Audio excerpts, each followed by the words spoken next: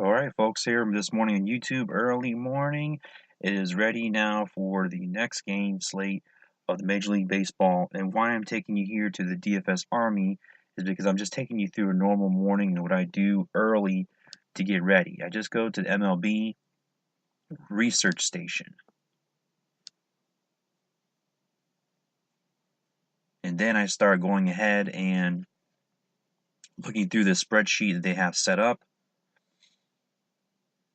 And even while that's loading, a lot of times I come over here. This is my draft dashboard panel, which helps me make informed decisions. This is focused here would be on cash games since I'm winning 50 to 60% of my cash games or 50-50s head-to-heads. That's fine, just because that levels out my base of money and my cash flow so that I can get wild and entering lower entry large tournament offerings that FanDuel has, the main playing place for me and a lot of people, so that we can get you going. What I do is go by position to make sure I get the best cash lineup I possibly can, and this just makes it real simple for you. What I do here is I go here and order each tool up by position. Actually, you can also even take out by clicking here, pressing Control on every one of these slots that you are looking to. Mostly here for the main course is what I'm teaching on.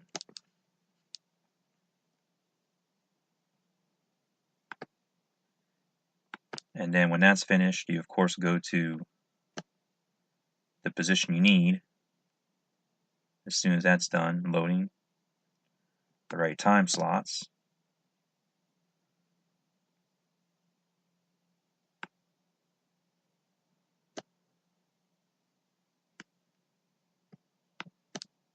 There we go. That's updated, hopefully.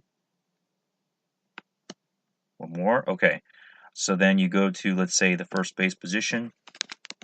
You can also sort it out if you're playing, like, of course, on FanDuel. It's first base or catcher, so you can look at both positions. But I'm going to just give you the exact example of what I look at and how to separate who's the main or best play of the day so that you can decide yourself. But that's always best to teach you how. The total WOBA, so that includes the starting pitcher's WOBA and also the 2-year time frame.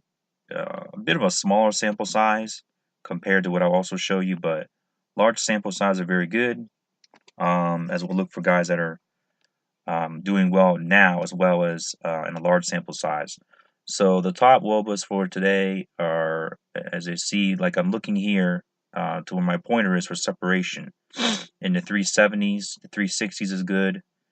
Lower 360s, 357, 352, and obviously there are a lot of good choices today's 15-game slate. So there's really honestly a lot of choices and not much of a drop off. Yesterday there was a drop off here at, let's say, 365 and then dropped to 340.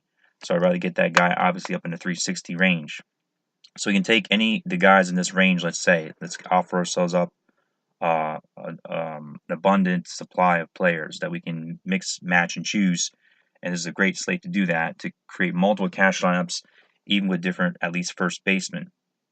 As we then begin to go over here to approach the total ISO and get ourselves some isolated slugging percentage here, that looks great as well. So we're looking at guys 200 and over, I would say. So it gives us the best choices of Jesus Aguilar, Goldie. We've got Matt Carpenter, Chris Davis possibly for the Orioles, although probably more of obviously a tournament play, if you know how he usually does. And then Abreu, a solid cash game option as well. So let's keep in mind for our cash games, those three guys, Goldie, it gives us both power and on base average, percentage. We got Aguilar, Goldie, Carpenter, and Abreu, all over 200 ISO, along with very good WOBA for the day. Now this is in the last, remember, 2-year period. Now, when you're comparing it, though, there's another optimization tool that I just brought up again here, as mentioned. Compared to this, I like to kind of at least mentally quickly total the totals that I'm going to show you.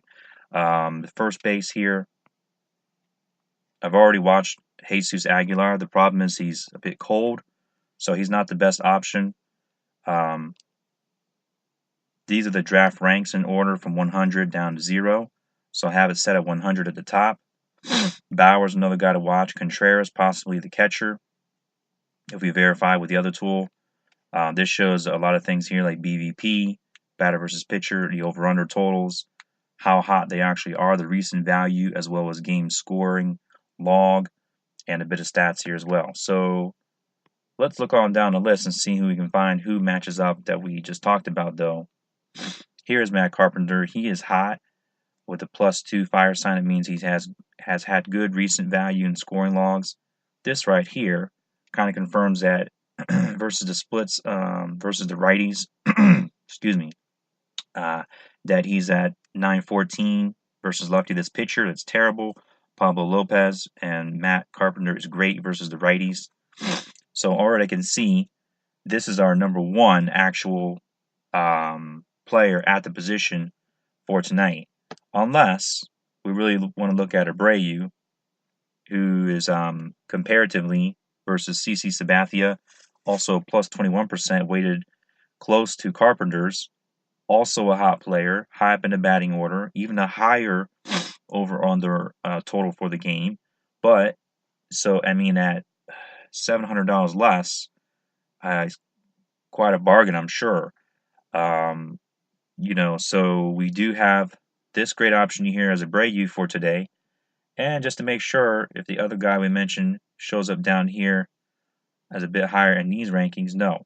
So, the feature I like of this tool is that it really gets into, according to Dash Rank, how healthy, how hot the player is more recent, but at the same time, we're looking for, remember, also a large sample size.